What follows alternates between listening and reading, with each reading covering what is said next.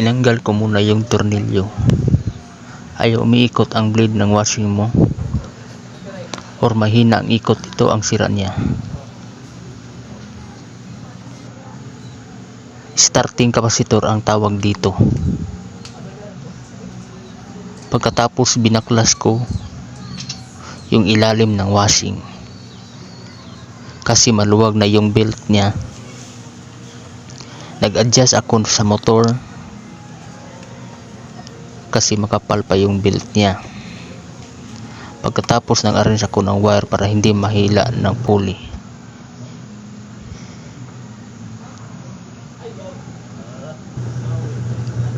At yun, umiikot na. Ilagay ang kamay kapag hindi mapigilan, okay na. Solve problem na guys. Thank you for watching. Like, share, and click